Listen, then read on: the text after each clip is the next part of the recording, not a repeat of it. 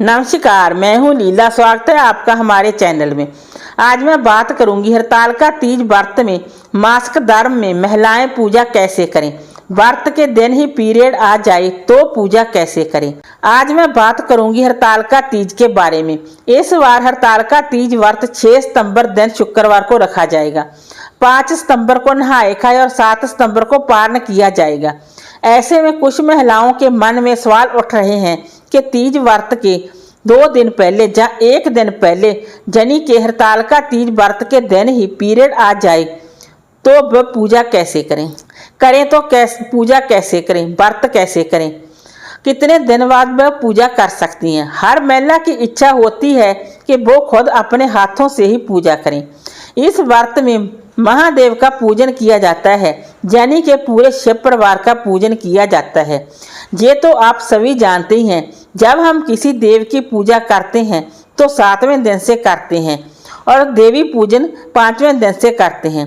अगर आप 5वें दिन या 7वें दिन से पूरी तरह शुद्ध अवस्था में हैं तो आप पूजा निसंकोच कर सकती हैं, क्योंकि ये व्रत साल बाद आता है और इसका हम सभी को बेसब्री से इंतजार भी होता है। इसलिए आप 5वें दिन अगर आप पूरी तरह शुद्ध हैं तो आप पूजा कर सकते हैं। एक आध दिन काम ज़्यादा हो तो चलता है। शास्त्रों में 3 दिन का ही वर्णन बताया गया, यानी कि 3 दिन तक महिलाएं अशुद्ध अवस्था में होती हैं। 3 दिन तक वो कोई भी पाठ पूजा संबंधी कार्य नहीं कर सकती। 3 दिन के बाद महिलाएं पूजा पाठ संबंधी सभी कार्य कर सकती हैं। परंतु मासिक धर्म के सभी के टाइमिंग अलग अलग होती है। किसी का मासिक धर्म 1 घंटे का है, कोई महिला 3 दिन, कोई 5 दिन, कोई महिला 10-10 दिन तक मासिक धर्म चलता रहता है। ऐसे में मैं तो यही कहूँगी कि अगर आप 5 दिन के बाद शुद्ध हैं तो आप पूजा कर सकती हैं। अगर आप 5-7 दिन में शुद्ध हैं तो ही पूजा करें, नहीं तो आप घर के किसी और सदस्य से पूजा करवा सकती हैं। हाँ, आप पूरा श्रृंगार करें। सूखा सिंदूर आपको नहीं लगाना, ना तो आपने रेड वाला सिंदूर लगाना, ना ही आपने सिंदूरा से सिंदूर लगाना है। आप ल्यूकड़ सिंदूर लगा सकती हैं, परंतु आप खुद पूजा नहीं कर सकती। आप दूर बैठकर मानसिक रूप से पूजा कर सकती हैं। मानसिक रूप से पूजा करना लाभकारी और हितकारी बताया गया है। इस प्रकार आप मासिक धर्म में पूजा करें। अगर पीरियड आपको व्रत के दिन ही आता है तो व्रत कर सकते हैं या नहीं। देखिए दोस्तों, अगर आपको व्रत के दिन ही पीरियड आ जाता है तो आपको व्रत तो करना होगा। व्रत यूं ही नहीं छोड़ा जाता। पूजा घर पर किसी और सदस्य से करवा सकती हैं।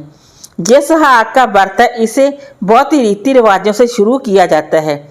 इसे बार बार छोड़ा और उठाया नहीं जाता। बस पीरियड में आपको कुछ बातों को ध्यान में रखना होगा। जैसे आप पूजा स्थल से दूरी बनाए रखें और भगवान की फोटो, मूर्ति, प्रतिमा को स्पर्श न करें। भगवान को अर्पित करने के लिए भोग प्रसाद न बनाएं। जो पूजा सामग्री आपने लाकर रखी हुई है और मैया को अर्पित करने के लिए सुहाग सामग्री, वे सभी चीज़ें किसी और को दे दें। वो भी अपने हाथों से नहीं, वो अपने हाथों से ही उस सारी सामग्री को उठाकर पूजा कर सकते हैं। वो सारी सामग्री अपने हाथों से उठाएं।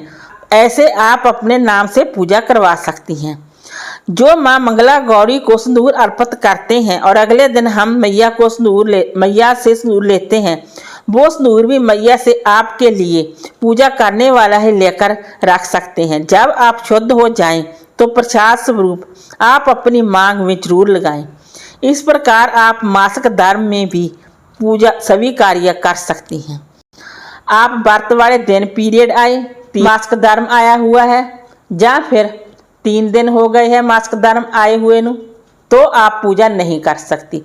अगर आपको मासिक धर्म आए हुए 5 दिन हो गए हैं और आप पूरी तरह शुद्ध हैं तो आप पूजा कर सकती हैं। अगर आपको मासिक धर्म आए हुए 6ठे दिन आप पूरी तरह शुद्ध हैं, बाल धोकर हरतालिका तीज व्रत का पूजन कर सकती हैं।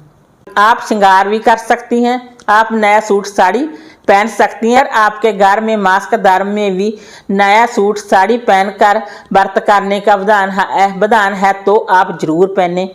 अगर आपके घर में मासिक धर्म में नया सूट साड़ी नहीं पहना जाता तो आप 1-2 बार पहना हुआ सूट साड़ी पहन सकते हैं। वैसे आप मासिक धर्म में नया सूट साड़ी चूड़ी श्रृंगार सब कर सकते हैं। ये सुहाग का व्रत है, आप चिंता न करें।